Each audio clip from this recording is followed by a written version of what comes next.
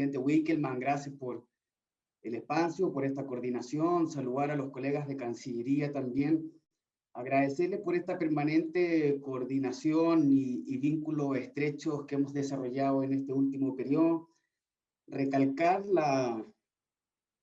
el funcionamiento activo de los mecanismos de coordinación del sistema de Naciones Unidas con las autoridades nacionales, agradecerle al ministro Aristóbulo que nos permite la colaboración permanente a través de la viceministra Rosángela Orozco, y que últimamente, precisamente como decía el presidente Wickelmann, en el ánimo de avanzar, ¿verdad?, en una mirada integral y holística, comenzó también con esta articulación con el INSS, ¿verdad? Precisamente, posteriormente tengo entendido que están mis colegas de UNICEF, que también han comenzado, ¿verdad?, a abrirse, a reconocer la necesidad de brindar oportunidades de aprendizaje no solamente a los niños y las niñas, sino también a los adolescentes y a las juventudes, ¿verdad? Como un sujeto protagónico, no solamente que es foco exclusivo, foco principal del derecho a la educación, sino también al mismo tiempo de esta perspectiva del aprendizaje a lo largo de la vida. Quiero compartir algunos elementos muy generales en la línea de lo que ha planteado el presidente Wickelmann. Primero, en un trabajo que desarrollamos con la Universidad Nacional Experimental del Magisterio en Venezuela, Samuel Robinson, identificamos precisamente para dotar al programa al plan Cada Familia una Escuela de una toma de decisiones basada en evidencia, desarrollamos un mapeo en 24 países de la respuesta de educación a distancia.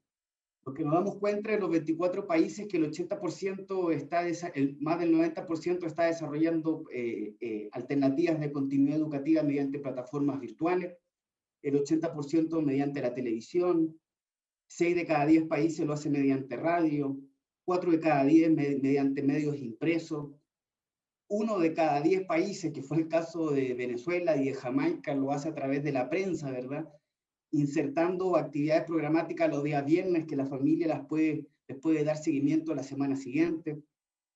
Las aulas virtuales que nos permiten continuar de manera sincrónica o asincrónica el proceso de enseñanza-aprendizaje. Es decir, lo que nos damos cuenta es que en América Latina y el Caribe los países han desarrollado una alternativa multiforme, diversa, precisamente para cumplir con esa mirada de no dejar a nadie afuera y no dejar a nadie atrás. Ahora, más que precisar en la variedad de la alternativa, me gustaría precisar en una reflexión que salió de este trabajo. Que precisamente el virus tiene el poder de afectar negativamente la educación como nunca antes. Pero al mismo tiempo nos entrega la posibilidad de asumir una agenda de transformaciones pendiente para los sistemas educativos.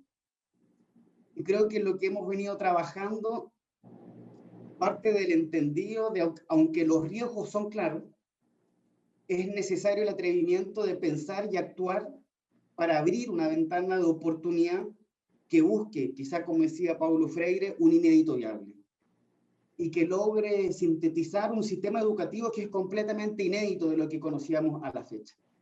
Un sistema educativo, como decía el presidente Wickelmann, que no tiene limitaciones etarias, sino se extiende a lo largo de toda la vida, no tiene limitaciones espaciales, sino se desarrolla a lo ancho de todo el mapa social.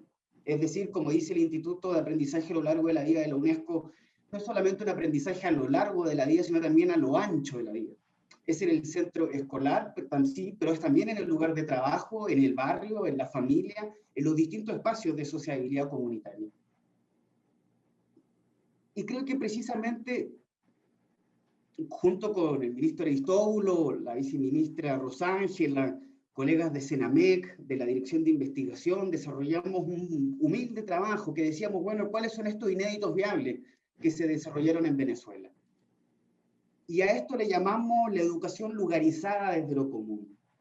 Le llamamos así porque, lejos quizá del debate sobre la brecha digital, lo que empezamos a ver es que desde las mismas comunidades, estudiantes, docentes, familias, comunas, empezaron a desarrollarse acciones que empezaron a usar las tecnologías propias, empezaron a usar la cultura local, empezaron a estar arraigadas en las formas de comunicación de las comunidades, y por cual la conclusión fue que quizás la importancia no es tanto el valor de cambio de la tecnología, sino el valor de uso.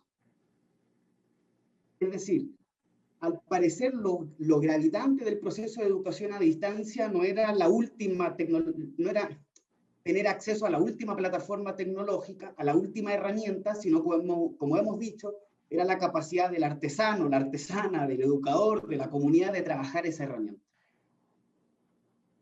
¿Y qué encontramos? Y permítanme aquí compartir algo. Esto fue recientemente publicado por el Ministerio. Voy a hacer un zoom ahora y quiero mostrarle este mapa que me parece sencillamente que demuestra, ¿verdad? Un pequeño pantallazo de lo que podríamos denominar la experimentación pedagógica del magisterio y las comunas en Venezuela. Desarrollamos un análisis de los 24 estados y quiero compartir brevemente lo que arrojó. Nos dimos cuenta que, a pesar de las limitaciones del Internet, en Yaracuy, por ejemplo, se habilitó una sala con computadores y con acceso a Internet para las familias. En Nueva Esparta, maestros y maestras tomaron una bicicleta y una motocicleta y comenzaron a desarrollar rondas por las comunidades. En Falcón se desarrollaron las carteleras pedagógicas comunales para informar a la comunidad de las distintas actividades. En Distrito Capital se recuperó la idea de la Carta Pedagógica de Bolívar para enviar cartas a los estudiantes con actividades y asignaciones en la semana. En Mérida se desarrolló un mejoramiento local de las canaimas, el uso de telefonía fija y el envío de mensajes de texto. Como decía el presidente Wickelmann, en Lara encontramos que, a pesar del confinamiento, encontramos el desarrollo de proyectos productivos, encontramos una adaptación del programa Todas las manos a la siembra en el hogar, encontramos el desarrollo de patios productivos que engarzaban las tecnologías locales con las perspectivas curriculares que desarrollaba el plan, encontramos planes de lectura al aire libre que se desarrollaron en Trujillo. En Amazonas encontramos el catumare pedagógico, en donde comunidades indígenas transportaban con la misma cesta que ayer transportaban alimentos, hoy día transportaban los cuadernos y los materiales. Lo mismo en Delta Macuro, en donde el sistema educativo, en alianza con las Fuerzas Armadas, con el Poder Popular, enviaron las valijas pedagógicas mediante aviones, ¿verdad?, en las zonas fluviales, para precisamente dinamizar el proceso de enseñanza-aprendizaje. ¿A qué quiero llegar con esto? No quiero decir con esto que no es importante el acceso tecnológico y el cubrir las brechas de Internet. Lo único que queremos decir es que también hay algo más. Ese algo más, al parecer, son las capacidades de experimentación y creativas que ha desarrollado el magisterio y las comunidades desde los territorios, desde la cultura y los recursos locales y la tecnología local y territorial con la que cuentan. Es decir, como lo planteaba un autor hace unos años, ¿verdad? Cuando la única herramienta que tenemos es un martillo, todo problema empieza a parecerse un clavo. Entonces lo que pasa es que cuando pensamos que el único problema es que no tenemos tecnología, tableta o internet, la única solución es proponer, ¿verdad?, la masificación de estas tecnologías. Ahora lo que queremos proponer es que precisamente existe una deriva epistemológica y práctica distinta. Y creo que la educación y la formación técnico-profesional es parte de esta deriva educativa distinta. Es más, o planteándolo de otra forma, no podría estar fuera. Porque es precisamente en una perspectiva educativa, lugarizada, territorializada, que creo yo se encuentra un devenir distinto para los sistemas educativos del continente. En un reporte reciente realizado por el Instituto de Aprendizaje a lo largo de la vida de la UNESCO para la revisión de medio término de Confintea, ¿verdad?, que involucra la educación de adultos, el informe que está ahí señalaba: esta región, América Latina y el Caribe, tiene un rico patrimonio en los campos de educación de jóvenes y adultos y la educación popular. El desafío que tiene la región es fortalecer las capacidades políticas, fortalecer políticas que enfaticen capacidades endógenas, productivas, tecnológicas y culturales que apoyen la inserción de la región en una dinámica económica y cultural global. Con este fin, el Estado debe desempeñar un papel de coordinador de un nuevo ciclo de políticas que, como planteaba la vicecanciller, con miras a promover la igualdad, la inclusión y los elementos sostenidos en la Agenda para el Desarrollo Sostenible.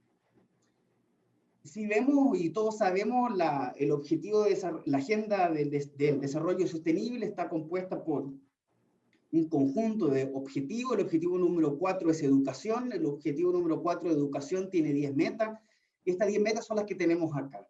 Estas 10 metas son integrales, son holísticas, son interdependientes, que hay que recalcar siempre. Y permítame ahora hacer un ejercicio en donde intenté cruzar las metas con el quehacer del INSEE, ¿verdad? Creo que en primera instancia hay dos metas que las marqué en color rojo, creo yo, que son fundamentales y digo, están en el corazón del quehacer del INSEE, ¿verdad? Es la meta número 3, que fue la formación técnica profesional superior, y la meta número 4.4 es asegurar que todos y todas los jóvenes cuenten con las capacidades necesarias para el acceso al empleo en el siglo XXI. Pero el rol del INSEE, como planteaba el presidente Wickelmann, y aquí con mucho respeto, ¿verdad? También va más, creo que debiese ir, o está yendo más allá de eso, ¿verdad? Quizá en un segundo nivel, debe tener como foco también la meta 4.5 y quizá lo va a profundizar, veo que está conectada mi colega de UFPA, Andrea Pereira, va a profundizar en que también debe ser la meta de revertir las disparidades de género en la educación que están presentes en la formación técnica profesional. La última encuesta de educación de jóvenes y adultos de la UNESCO en América Latina, cuando le preguntan a las mujeres, ¿usted participa del programa de educación de adultos? El 80% dice que sí, sobre el 60% de los hombres. Pero cuando le preguntan en qué tipo de programa participa, el 90% son en programas de alfabetización y solamente el 10% en programas de formación técnica. Existe claramente un sesgo de género, ¿verdad?, que es propio de los sistemas educativos del continente, que tenemos que revertir para precisamente lograr una equidad y la paridad dentro de los sistemas educativos de la región. Y cómo no decirlo también, esto no puede estar disociado de los procesos de alfabetización y las competencias fundamentales y fundacionales del aprendizaje para la vida. Una alfabetización que debemos tener claro es muy distinto de lo que teníamos hace 40 años. Un proceso de alfabetización que supera las lógicas de las competencias mínimas en aritmética y en lectura. Sino, como decía el presidente Wickelmann, debe ser una alfabetización para la vida. Una alfabetización, ¿verdad?, que vaya más allá de saber leer y escribir, sino busque, como dice el Pacto de Derechos Económicos, Sociales y Culturales, la máxima autorrealización del ser humano, ¿verdad? Y el bienestar integral de sus comunidades. Pero no es solamente eso. En un tercer nivel, y me parece clave resaltarlo, la formación técnica profesional no puede estar disociada de la meta 4.7 que establece precisamente cultivar los conocimientos teóricos prácticos para la ciudadanía global y el desarrollo sostenible. Es decir, el proceso de formación técnica no puede estar disociado de la interdependencia con el mundo, con los ciudadanos que queremos y las ciudadanas que queremos construir para el siglo XXI y la ética que queremos cultivar dentro de nuestros países. Y ciertamente una mirada, ¿verdad?, de desarrollo sostenible para el devenir de los modelos de desarrollo dentro de nuestra región. Y quizá en un cuarto nivel, que lo marqué acá en azul, quizá como factores transversales, y lo plantea el presidente Wickelmann, ¿verdad? La meta 4.A, que establece asegurar instalaciones educativas y entornos de aprendizaje. Y la meta 4.C, que establece docentes calificados. Es decir, nada de lo anterior va a ser posible si no garantizamos, ¿verdad?, ese piso mínimo fundamental que garantice precisamente entornos letrados. Creo que el desafío de la educación en el siglo XXI, y lo establece el Objetivo de Desarrollo Sostenible número 4, que dice garantizar oportunidades, garantizar el acceso a una educación inclusiva, equitativa y de calidad, y al mismo tiempo dice promover oportunidades de aprendizaje a lo largo de toda la vida para todos y todas.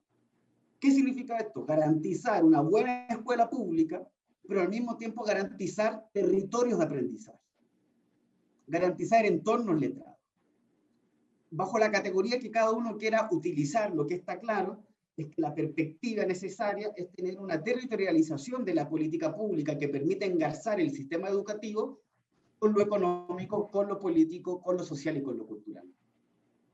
Esto deviene, esta es una imagen que desarrolló la UNESCO para, digamos, sintetizar en una imagen que es cuál es la mirada de la Agenda 2030, y creo que la resume de buena manera, ¿verdad?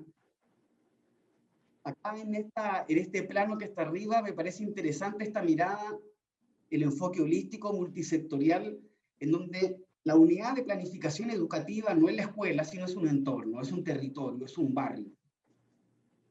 Es un barrio en donde se encuentra ciertamente el derecho a la educación con el derecho a la salud, el derecho al trabajo, el derecho a un hábitat digno. Es decir, precisamente como cultivamos, ¿verdad?, un entorno seguro de aprendizaje. Pero al mismo tiempo, y me parece clave, es esta mirada del aprendizaje a lo largo de la vida, que es mediante todos los medios, mediante libros, mediante computador, mediante elementos radiofónicos, orales, escritos.